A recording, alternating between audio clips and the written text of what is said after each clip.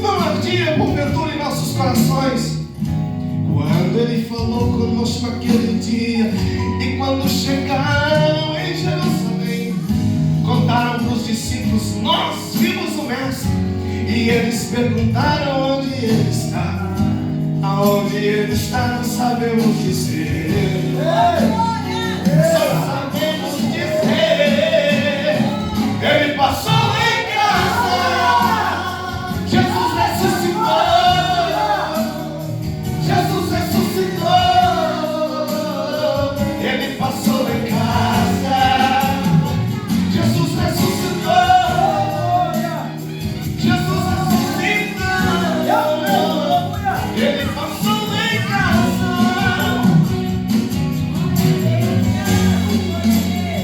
A noite vai chegar e eu sei distante é o meu caminho.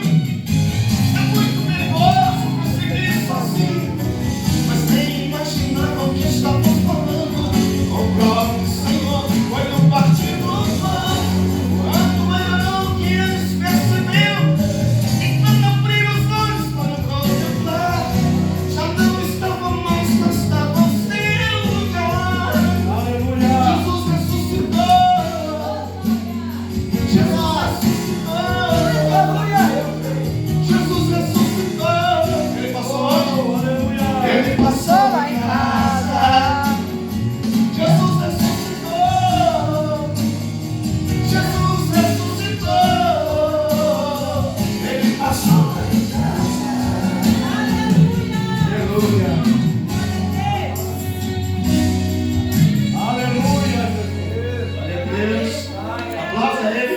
Aleluia. Ele passou lá para casa. Aleluia. Glória a Deus. Meus irmãos, enquanto você localiza, obrigado, pastor. Enquanto você localiza 2 Samuel capítulo 5, glória a Deus. Bendito seja o nome do Senhor. Eu quero externar a Deus toda a honra, toda a glória, toda a minha gratidão. Aleluia. Quero agradecer ao pastor Alex, que eu já conhecia de WhatsApp, né? Agora foi para a nossa família que conhecia de WhatsApp. A irmã também, a pastora Michele, seus filhos, e o pastor Eliseu, que é um amigo velho, né?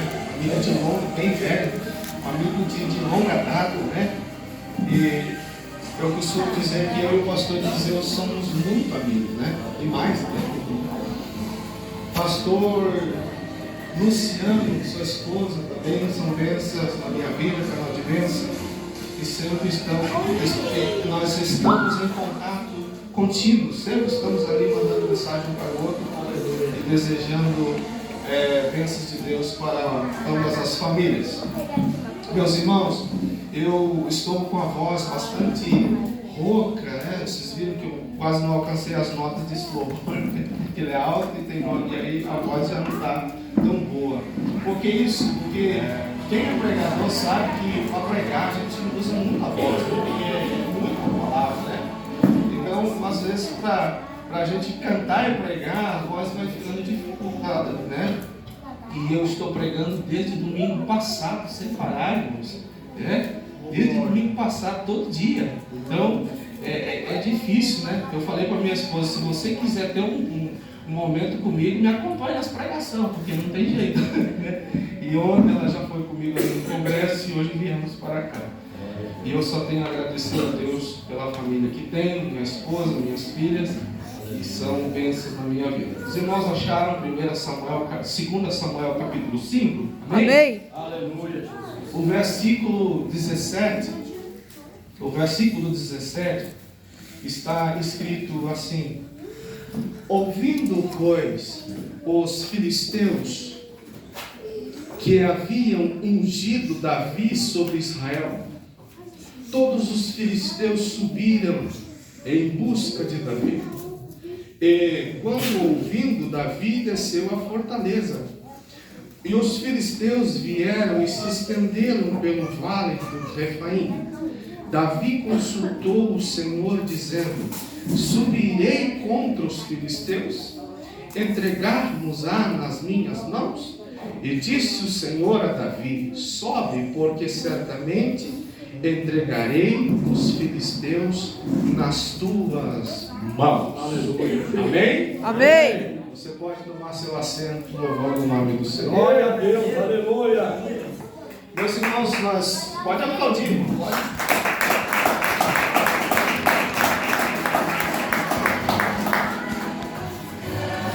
Queridos, é bom que se diga, não é mérito meu, né? Não é mérito meu. Eu não conto isso para me engrandecer. Alguém pode dizer, irmão, você está falando, não é mérito meu. É plena misericórdia do Senhor. Uma chamada de Deus não é para qualquer um. Quando eu digo não é para qualquer um, irmão, é porque não são todos que suportam. Porque muitas vezes as pessoas veem os nossos nomes no outdoor, né? Hoje mais na vida social, nas redes sociais, né? Até a voz a língua está travada. E aí as pessoas ficam pensando assim, poxa, irmãos, o preço que a gente paga é muito alto, é muito caro, né? A ausência da família, muitas vezes nós poderíamos estar em nossa casa, regozijando de bons momentos com a família, mas nós temos uma chamada, de Deus, e nós temos que cumprir o lead de Jesus, nós temos que falar do céu enquanto o céu ainda está perto de nós. O profeta Isaías diz assim: buscai o Senhor enquanto se pode achar, porque Ele está perto de ti. E há uma notícia que eu tenho a dizer a você, que João disse que os olhos do Senhor procuram os verdadeiros adoradores. Aleluia. Aqueles que lhe adoram em espírito e em verdade. E eu quero te dizer que os olhos de Deus estão aqui nesse lugar, nessa noite. Aleluia. Ele procura um homem, procura uma mulher, um verdadeiro adorador que lhe adora em espírito e em verdade. Aleluia. Os olhos de Deus já se estenderam várias vezes pela terra. Por que se estenderam? Porque Deus não enxerga como o ser humano enxerga. Deus enxerga com um olhar para o futuro. Deus não olha para o nosso passado. Deus olha para o presente e futuro. Não que Ele não possa ver o nosso passado, mas o escritor diz na Bíblia Sagrada: eu quero trazer à memória aquilo que me dá esperança. Deus nos projeta para frente, algo esperançoso, algo futuro. Deus quer que nós pensamos algo vindouro. Se a gente maquinar no nosso passado, nós vamos nos entristecer, porque muitas vezes não fomos o que somos no passado. E aí o nosso passado nos traz lembranças negativas. Mas quando pensamos no futuro com o Senhor, nós temos agora esperanças nele. E todos aqueles que esperam no Senhor, diz a Bíblia, que renovarão as suas forças. Aleluia! Glória!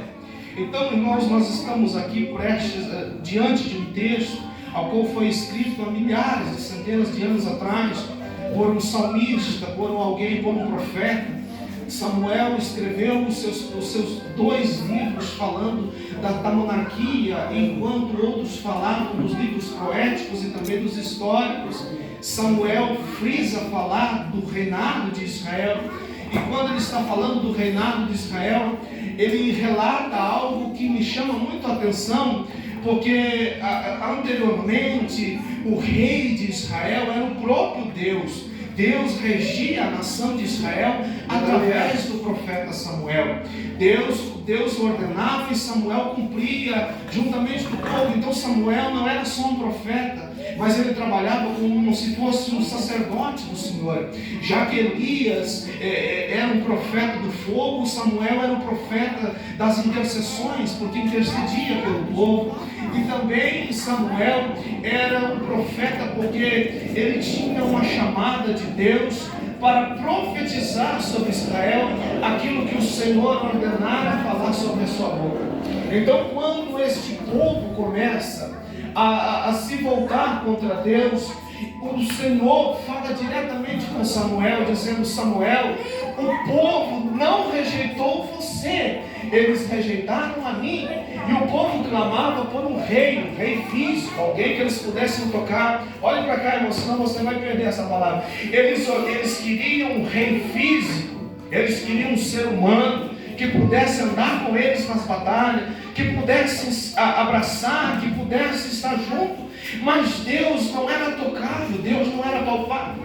O Senhor não podia ser visto, porque a sua glória, a olho nu, ninguém pode contemplar. Aleluia. Os próprios sacerdotes não podiam ver a glória do Senhor. A Bíblia diz que um certo dia Moisés clamou a Deus, dizendo: Senhor, apareça para mim, eu quero te ver. E Deus, como tinha muita profundidade, num relacionamento muito próximo de Moisés, disse: é difícil o que você está me pedindo, porque Deus sabia que se aparecesse para Moisés, Moisés não suportaria fisicamente a glória do Senhor. Então a Bíblia diz que Deus, para realizar a petição de Moisés, passa de uma fenda a outra, enquanto Moisés fica de costa. Mesmo assim, a glória do Senhor envolveu tanto a vida do homem, que quando ele voltou para o povo, as pessoas não podiam olhar para o seu rosto. A glória de Deus tinha passado nas costas dele, mas era o rosto dele que estava brilhando. Imagina se o Senhor então fosse contemplado face a face. Era impossível Moisés suportar tamanha glória. Mas, irmãos, os homens daquela época queriam um rei que eles pudessem tocar. Então eles chegaram para o profeta Samuel e disseram: você é o homem que tem proximidade do Senhor, você é o homem que fala com o Senhor, então fala para ele que nós queremos um rei. Aleluia. O povo clamava por um rei, e a Bíblia diz que o Senhor fala para Samuel: o povo rejeitou a mim, eles pedem um rei, e se é um rei, dá um rei para eles. Ou seja, quem deu o rei para o povo foi Samuel. O primeiro rei de Israel é chamado de Saul. Saul é chamado segundo o coração do povo, porque era o povo quem queria um rei físico. Aleluia. E por ser o povo quem estabeleceu o monarca, com 2 anos de governo, a Bíblia diz que Deus já o tinha rejeitado totalmente, a ponto de Saul não ouvir mais a voz de Deus e procurar até mesmo a ajuda dos místicos. A Bíblia diz que Saul foi consultar até uma feiticeira, mas um homem que é rei de Israel não poderia fazer tal coisa. Então a glória do Senhor se afastava da sua casa, e os demônios começaram a agir na vida de Saul, já que ele estava fazendo um pacto com as obras de Satanás.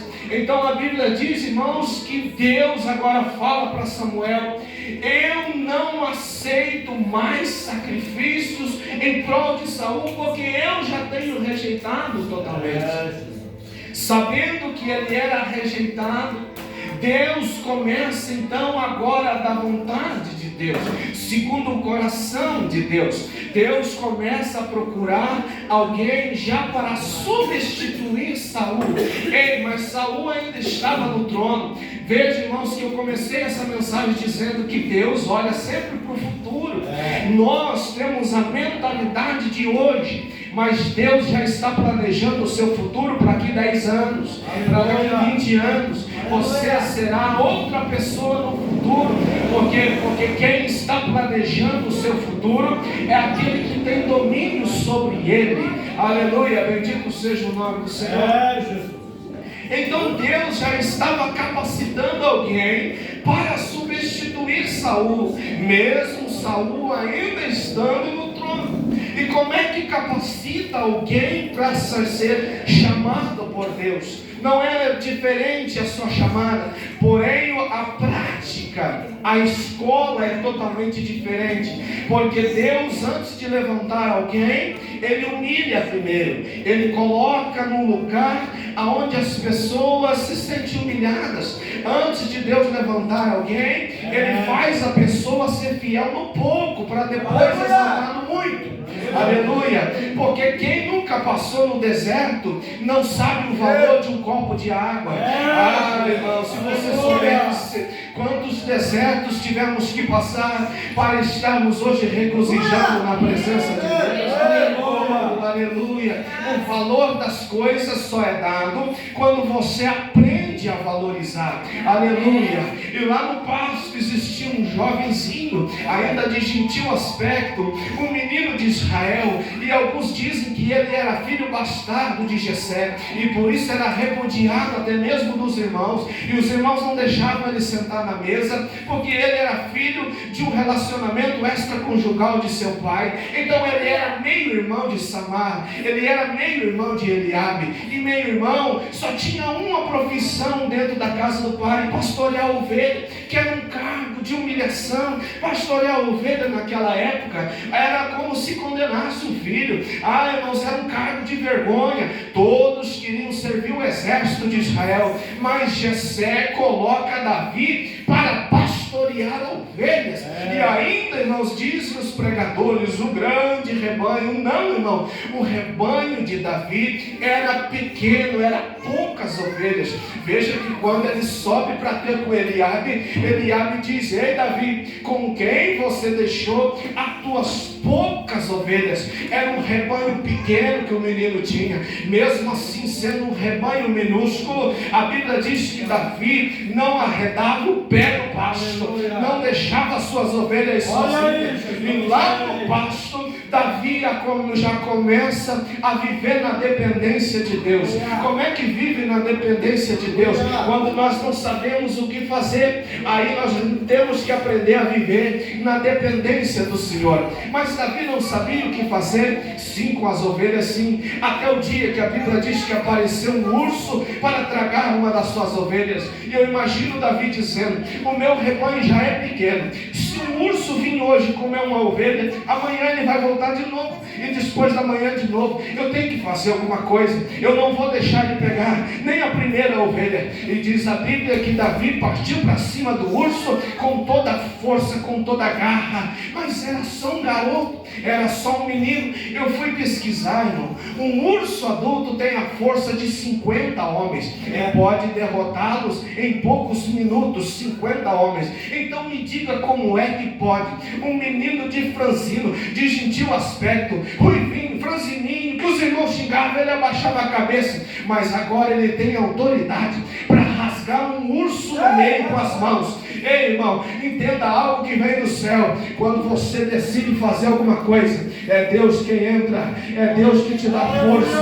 Aleluia. Diz a Bíblia que o poder de Deus se aperfeiçoa nas nossas fraquezas e fragilidades. Aleluia. Oh, aleluia.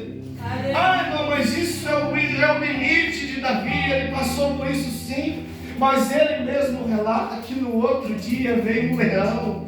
Eita. Se o urso foi difícil de matar, imagina um leão. Eu fui pesquisar.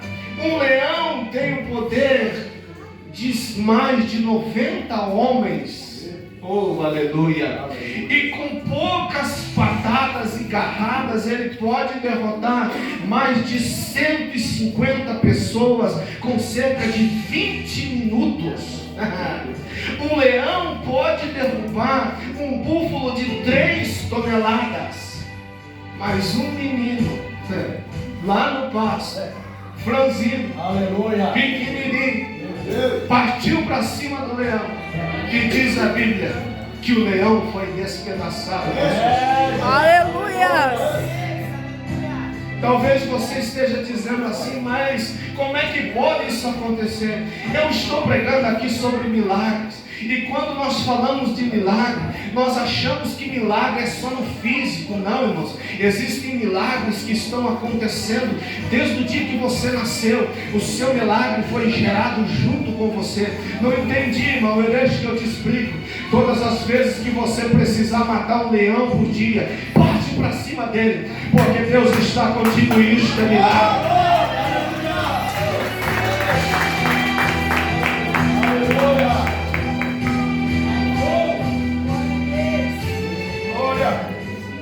Lá no pasto, Davi prova a sua chamada. E nas horas vagas, o menino com as mãos ainda ensanguentadas. Escute bem, o menino que acabara de matar um leão, agora esfria o seu sangue, esfria a sua ira, a sua força. E para acalmar aquilo que está raivoso dentro dele, ele tem uma arma. Não, você não ouviu, ele tem uma arma. E ele senta no pé de um jambuzeiro e começa a dedilhar. A harpa se toca com as duas mãos. Olha aí. E da boca dele sai aquilo que está dentro do seu coração e não das suas veias. Porque se Davi canta aquilo que está no sangue, ele ia dizer assim: eu quero matar um leão, eu matei um leão, no sangue. Mas ele não canta o que está no sangue, ele canta o que está no coração. E sabe o que sai daquele que tem o coração cheio de Deus? Sai isso, ó: o Senhor é meu pastor, Aleluia! e nada me faltará. E deitar-me faz em verdes pastos, e me guia mansamente pelas veredas da tua justiça, e me leva às águas tranquilas, e refrigera minha arabaxume candarabacé. Um coração puro, cheio de Deus, mesmo que o sangue esteja fervendo, o coração purifica. E a Bíblia diz que um coração puro formoseia até mesmo o nosso rosto. Você quer ser bonito? Tem um coração puro na presença de Deus.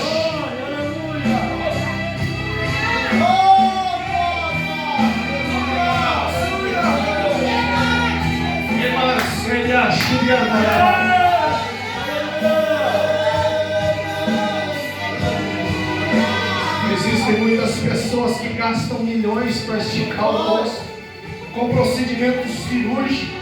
É botox, é aplicação, é não sei o que, estica, fica bom, não, irmão, estica do lado, puxa do outro, fica todo. O coração puro resolve isso, formoseia o rosto, deixa você bom. Quem tem pureza por dentro, mesmo que seja feio por fora, sendo lindo por dentro, irmão, já é alguma coisa. Bendito seja o nome do Senhor. Aleluia! E Deus chama o menino. Deus chamou Davi. E a Bíblia diz assim que ele foi chamado segundo o coração de Deus. De Deus. Agora o povo não chamou Davi. Quem chamou Davi foi o próprio Deus. Oxalá, irmãos, todos aqueles que ladiam essa tribuna, todos aqueles que se assentam nessas cadeiras, sejam também chamados segundo o coração de Deus. Aleluia! Aleluia! Porque há muitos que aceitam Jesus por causa de promessas. Na minha época aceitava, muito jovem aceitou Jesus por causa de namoro. Queriam namorar e aceitavam Jesus, como se Jesus fosse casar com ele. Aí com um tempo em dia de casar, depois sair da igreja, não, eu aceitei Jesus só para casar. Essa chamada é o quê? É uma chamada de rabo de saia. É uma chamada de cupido, né? Mas quando nós temos uma chamada segundo o coração de Deus, é totalmente diferente. Pode ser lançado na cova de leão, ele tem chamado. Se é lançado na fornalha, ele tem chamado. É totalmente diferente. Reconhecemos a nossa chamada quando somos persistentes. Existem pessoas aqui que já passaram pelo vale mais de 50 vezes, mas eu ainda consigo ver você sorrindo, sabe por quê? Aleluia! Porque dentro de você existe uma chamada, e essa chamada é segundo o coração de Deus. Imagina um menino que já tinha enfrentado o leão, já tinha enfrentado por causa de um pequeno rebanho. Interessante que as adversidades não eram para ele, era para o rebanho dele. Mesmo assim ele toma posição como se fosse para ele. Muitas vezes nós temos que tomar a dor de alguém, irmãos, como se fosse nossa. A chamada que Deus tem na minha e na tua vida é para sermos pacificadores, apacentadores. Aleluia. E assim como Jesus, um certo dia, precisou de ajuda, de alguém que vinha do campo para levantar a sua cruz, muitas pessoas precisam da tua oração, precisam do teu clamor, para também serem levantadas, porque estão caídas e não há forças mais. Aleluia. E quando Davi é ungido sobre Hebron, diz a Bíblia que Davi reina em Hebron por cerca de 40 anos. A experiência, a escola de Deus, o currículo de Deus, parece ser demorado muitas vezes. Porque é que eu sou tão provado, meu objetivo é ser rei de Israel. Deus me manda governar em Hebrom e ajudar. Antes de chegar lá, por quê? Preparo. Porque se Deus coloca você no passo, já na tribuna de rei, você não vai saber valorizar o lugar onde você sair. Mas quando nós temos uma trajetória, nós temos marcas. Aleluia. E são essas marcas que vão fazer nos lembrarmos da onde Deus nos tirou. Bendito seja o nome do Senhor. Lembra de Josué? A Bíblia diz que Josué, depois de vencer as 15 nações inimigas, depois de ver o muro de Jericó cair por terra, ele lembrou que aquilo tudo não era ele que fazia, mas era o Senhor que estava fazendo através dele. Então ele desce até as águas e procura um marco, mas ele não tem uma placa de mármore, ele não tem um banner para colocar. Então ele diz: eu vou usar o que tem. Ei, mas essa palavra é para você. Use o que você tem. Josué pega uma pedra, coloca em cima de outra pedra e diz assim: ei, este lugar é chamado Ebenezer, que quer dizer, até aqui nos ajudou o Senhor. Aleluia. Marcas que Deus coloca na nossa vida. A Bíblia diz que Jacó estava viajando de Berseba para Arã e teve um sonho longo. Um sonho aonde ele viu uma escada e anjos de Deus subiam e desciam da escada, e Jacó nem conhecia Deus ainda, ele conhecia o Senhor só de ouvir falar. Mas de repente a Bíblia diz que no alto da escada ele ouve uma voz grave, uma voz poderosa que dizia: Jacó, eu sou o Deus de Abraão, eu sou o Deus de teu pai Isaque. E agora, Jacó, eu quero também ser o teu Deus. Quando Jacó acorda, ele recebe ali, antes de acordar, algumas promessas sobre a terra. Os irmãos conhecem a história. Quando ele acorda, ele procura alguma coisa para marcar aquele lugar onde Deus tinha falado. E a Bíblia diz, irmãos, que ele pega o restinho de azeite que ele tem na botija, ele despeja e unge a pedra que ele usara por cabeceira, diz a Bíblia. Essa pedra, Jacó passou a noite sobre ela, porque as pedras durante o dia no deserto, elas esquentavam um calor de até 40 graus, ficava muito quente. Quando chega a noite no deserto, esfria muito. Isso nós vemos lá na saída do povo hebreu, que Deus de dia colocava uma nuvem para aliviar o calor, mas à noite uma coluna de fogo, porque era muito frio. Então Jacó sabia disso. Então à noite Jacó procura uma pedra grande para deitar em cima dela, porque se ela aqueceu 40 graus durante o dia, não é um friozinho da noite, isso é profético, não é um friozinho que vai esfriar a terra. Então Jacó vai procurar no meio daquilo que está frio, algo que seja confortável e quente para dormir em cima. Ei, irmão, é nos momentos de frieza espiritual que nós vamos classificar aqueles que não vão deixar se esfriar por qualquer vento. Oh, aleluia! Se existe crente que ainda é fervoroso aqui nesse lugar, que não é qualquer ventinho gelado que vai te esfriar. Aleluia! Levante a sua mão lá em cima e diga a Ele toda a tua glória, todo o teu louvor. Bendito seja o nome do Senhor. Adore! Glórias a Deus, aleluia! Adore, porque Ele merece. Oh, aleluia. Pedras quentes são procuradas por aqueles que têm frio na alma, têm frio de espírito. Oh, aleluia. E Jacó, depois de dormir em cima da pedra e acordar e sentir a presença de Deus naquele lugar, ele diz: este lugar é terrível. A palavra terrível, ela tem dois significados. O primeiro é uma exclamação de terror, e o segundo é algo fenomenal visível. Ou seja, Jacó viu uma escada que ligava ao céu. É fenomenal, é terrível ver a glória de Deus. Então ele diz: este lugar, pastor Alex, é terrível. Eu tenho que deixar um marco nesse lugar. Ele pega o azeite da botija e despeja em cima da pedra e diz: este lugar é chamado de Betel, porque sobre este lugar eu edifico a casa de Deus e as moradas do Altíssimo. São marcos que nós deixamos no caminho. Todos aqueles que têm um encontro com Deus jamais andarão na mesma forma. Aleluia! Bendito seja o nome do Senhor. Davi tinha marcos na sua vida. E quando Davi está sendo perseguido por Saul, a Bíblia diz, irmãos, que alguns dias depois de ser ungido em Hebron, Deus começa a preparar Davi agora para assumir o trono de Saul.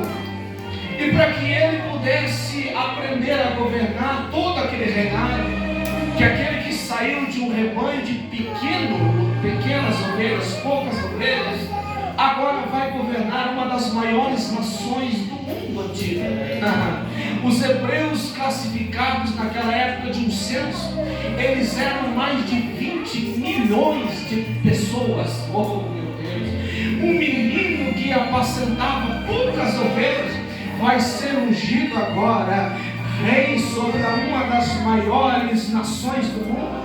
Só as 12 tribos tinham mais de 8 milhões de pessoas, e todas elas teriam que responder para Davi. Então exige um preparo para ser rei de Israel, e ele vai aprender aonde? Do lado de Saul. Mas como é que ele é levado até o rei Saul? Porque os demônios que atormentavam o rei só saíam do corpo de Saul, vou usar essa expressão, só saíam do corpo de Saul quando eles ouviam o toque, o dedilhar da mesma arpinha cheirando pasto e esterco de ovelha, na pura simplicidade. Quando Davi tocava aquela harpa dentro do palácio, os demônios batiam em retirada, e Saul dizia: agora consigo me alegrar, fica aqui, porque senão eles voltam. Mas enquanto a tua harpa estiver sendo dedilhada dentro dos átrios deste palácio, não haverá demônios sobre o meu reinado. Aprenda, irmão, a harpa aqui neste lugar, há pessoas que têm unção de Deus aqui neste lugar. Você precisa aprender a usar as harpas que Deus está colocando nas suas mãos.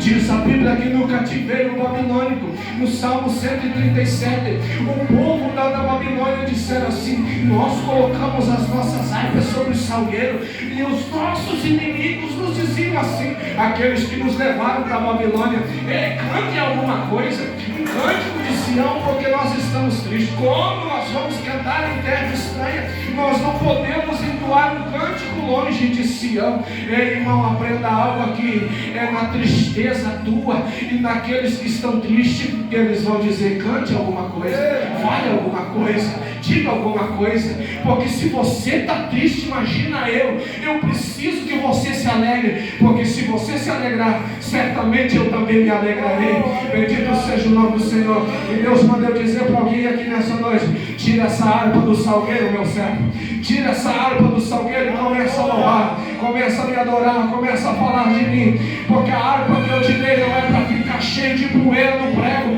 é para louvar o meu nome e engrandecer-me diante das pessoas.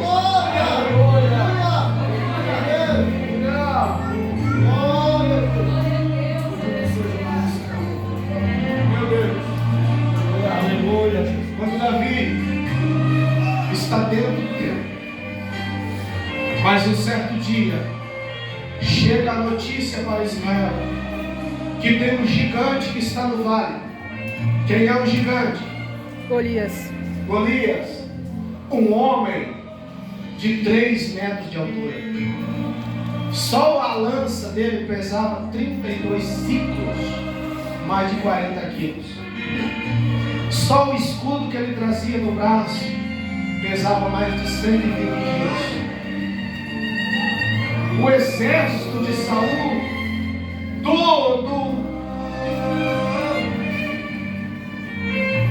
acuado, todo com medo. Um exército estava com medo. E diz a Bíblia que o gigante estava no vale. Mas quando vai passando os dias, alguém chega para Saul e diz assim: viste aquele que subiu? Irmão, se o nosso inimigo não for abatido enquanto ele está no vale, ele vai subir. Viste aquele que subiu? Subiu para afrontar o Deus de Israel. A pior coisa que Golias fez foi querer agora afrontar a Deus. Porque enquanto ele estava afrontando Saul e o exército, ele estava no vale e ninguém mexeu com ele. Mas quando ele sobe, porque uma das coisas de Satanás é sempre ser ousado. Não é ousado, é ousado, de ousadia. Ele quer triunfar a qualquer preço, mesmo sabendo que ele é um derrotado. Aí ele foi ganhando terreno, aleluia. Viu que o exército estava tudo com medo, acuado. Saul então disse: eu não quero nem ir lá, não quero nem ver os gigantes. Aí ele vai subindo. E diz assim: sabe, eu acho que eu sou grande o suficiente para desafiar o Deus dos hebreus. Pior loucura que Jesus. Porque, irmão, não existe ninguém que possa desafiar a Deus. Aleluia. A Bíblia diz que Deus não se deixa escarnecer. Aleluia. Aí ele desafia Deus. Deus pega aquele que é chamado segundo o seu coração. Aleluia. E diz: eu vou humilhar o gigante para ele ver que eu sou Deus. Davi, quando chega, aleluia, Saul diz assim: coloca então a minha armadura nele. Saul dizendo assim: se ele morrer, pelo menos não vão dizer que eu não dei EPI para ele. Sabe o que é EPI, né? Equipamento de proteção individual. Pelo menos eu vou dar os EPI para ele morrer lá na batalha, né? Aí Davi tenta, mas a armadura não serve nele. Ele diz assim: não preciso dessa armadura. Porque Davi já tinha as armaduras que Paulo escreve aos Efésios. Que armaduras são essas? Revestidos de toda a armadura de Deus. Aleluia. Capacete de salvação. Aleluia. Cingidos com o cinto da verdade, tendo na pureza da sua espada, calçados com os pés do Evangelho de Cristo. Você quer ser um valente soldado? Capacete. O que o capacete protege, irmão? Olha, irmão, ela protege a cabeça. Então o capacete protege a cabeça. O capacete de salvação é para proteger a sua mente. Irmão, mente vazia, oficina de Satanás. Está na Bíblia. É um ditado popular, mas não deixa de ser verdade. Aleluia. Então Deus dá um capacete para proteger a sua mente, para o diabo não ter poder de agir na sua mente. Aleluia. Oh, aleluia. Um cinturão cingido da verdade. A verdade aperta. Você quer andar na verdade? Você vai andar apertado assim, ó. Vai ver que você não vai conseguir nem respirar. Agora a mentira é folgar. Ela se esparrama. Você quer ser cingido pela verdade? Aprenda que você vai andar em aperto. Aleluia. Mas é muito melhor você andar apertado, dizendo assim: eu sofro por falar a verdade, mas eu tenho armaduras de Deus. Bendito seja o nome do Senhor. Então Davi, quando parte para cima do Golias, ele diz assim: você acha que eu sou um cachorro? Você vem para mim com paus, madeira? E Davi, na mentalidade dele, diz assim: olha, se eu matei um urso quando eu era menino, se eu matei um leão com a minha mão, quem é esse incircunciso para desafiar a Deus de Israel? Sabe o que eu aprendo aqui, irmão? Muitas vezes nós se debruçamos na frente de gigantes. Olha para a tua vida, você já matou muito leão nessa vida. Quantos ursos você já tem derrotado? Não é um gigante que vai parar o teu ministério, a tua caminhada. Aleluia. Irmão, mas ele é um filisteu treinado na guerra. Você tem armaduras de Deus. Você tem chamada de Deus. É hora de se posicionar e fazer alguma coisa. Oh, aleluia. Não é você que vai enfrentar o gigante, é Deus. Ele só precisa de você para mostrar que Ele quer usar aqueles que têm disponibilidade de fazer a sua obra. Não, mas eu sou pequeno. Irmãos, Deus é especialista em trabalhar com coisas pequenas. Deus é especialista em trabalhar com coisas que as pessoas batalha, uma queixada de jumento. Eu vou para a guerra, me dá um queixo de jumento, aí eu vou. Eita, Jesus lindo. Aleluia. Quem é que usaria matar 1000 filisteus com queixo de jumento? Mas Sansão matou. Quem é que um dia passaria na cabeça de chegar diante do mar vermelho e dizer assim, me dá minha vara aí, meu cajado, vou abrir o mar? Como é que faz isso? Coisa pequena, coisa inútil. Aleluia.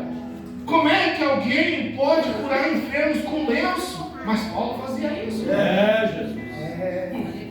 Irmãos, as coisas pequenas, as coisas vis deste mundo, a Bíblia diz que Deus escolheu para confundir as grandes e as sábias. Aleluia. Oh, aleluia. Nunca diga que você é pequeno, que você, não, eu sou o menor da casa de Jessé. Olha, o menor da casa de Jessé foi ser rei de Israel, meu filho. Esse dia um irmão falou assim, pastor, eu sou o menor da casa de Jessé. Eu falei, então você é o rapaz, você vai ser rei. Porque o menor da casa de Jessé foi ser rei de todo Israel. Bendito seja o nome do Senhor. E Davi foi sendo preparado. Mas no dia em que o rei Saul começa agora a perseguir Davi, Deus usa o filho de Saul, que o nome dele é Jonatas. Eita! E Jonatas sempre aconselhava Davi, dizendo assim, meu pai quer te matar, pode ir para lá. E dizia para Saul, vai para cá, porque Davi está para cá. Jonatas era maluco. O rei ia, ele dizia, meu filho, nós andamos o dia inteiro, não achamos. Sabe quem era Jonatas? É um símbolo do Espírito Santo. Aleluia. Os teus inimigos vão te procurar para cá, mas o Espírito Santo dizendo assim, vai por aqui, ó. Oh, aleluia. Aleluia. Bendito seja o nome do Senhor. Mais tarde a Bíblia diz que Jonatas teve um filho, né? E o nome do filho de Jonatas era? Mefibosete. Meu Deus, essa menina é Bíblia. Mefibosete. Só que o menino, a mãe dele enfrentou uma batalha do rei da Síria, né? E quando correu, o menino caiu e quebrou as 2 pernas. E a Bíblia diz que ele ficou paraplégico. Aleluia. E depois que estava lá num lugar chamado Lodebar, lugar do esquecimento. Oh meu Deus, Deus está falando aqui. Aleluia, Jesus. Num lugar chamado Lodebar.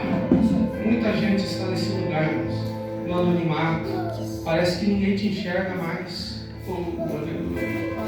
E você está dizendo assim, meu Deus, eu estou num lugar de esquecimento, ninguém olha para mim mais.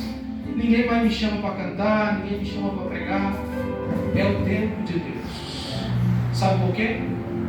Porque logo, logo vai parar uma carruagem na tua porta. E alguém vai dizer assim, ei, Mefibosete, o rei manda te chamar. Você vai morar lá na casa do rei agora. Aleluia. Tudo isso porque Jonatas ajudou Davi, símbolo do Espírito Santo. A consequência do ajudar de Deus são gerar salvação de almas, aleluia, através de você que é impelido pelo Espírito Santo de Deus. Davi se esconde numa caverna chamada Adulão. A caverna de Adulão, Davi leva 30 homens com ele para dentro da caverna. Quem eram esses homens? Assassinos, ladrão, só gente boa. Eu imagino se fosse nesses dias os caras dizendo assim, onde nós vamos carregar as tornozeleiras? Porque era tudo, né? E dentro da caverna de Adulão, pastor, Davi começa a dizer para eles assim, existe um Deus no céu. Aleluia. Existe um Senhor poderoso. E aqueles homens maus, bandidos, dentro da caverna de Adulão não tinha outra coisa para fazer. Vamos ouvir ele pregar. Não tem o que fazer mesmo.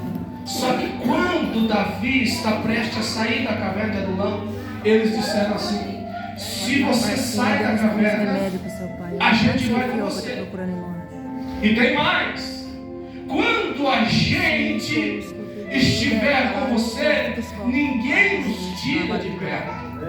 Aonde você estiver, nós estaremos também. Aleluia. Porque é o rei de Israel quem nos tem salvado da caverna de Adulão.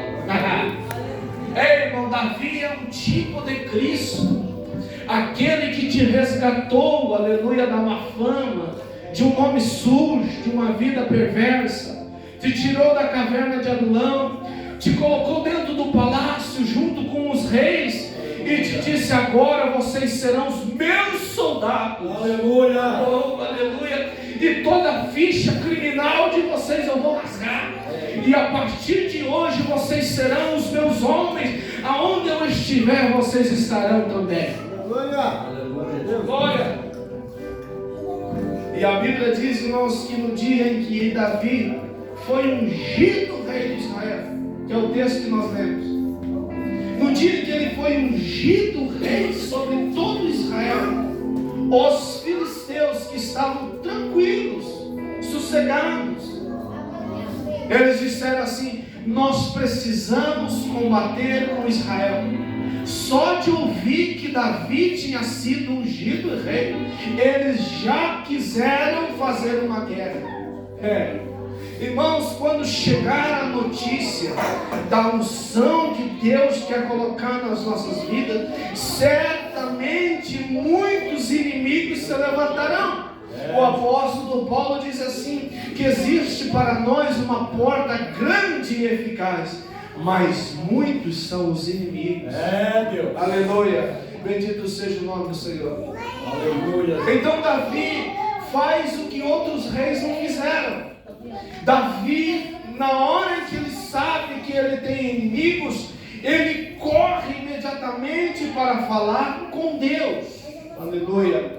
Jesus nos ensinou isso, que quando nós estivéssemos aflitos, com alguns problemas para resolver, ele disse: entra no teu aposento, no teu quarto, tranca a porta, fala com o Senhor, que te secretamente te vê e certamente te responderá. Aleluia.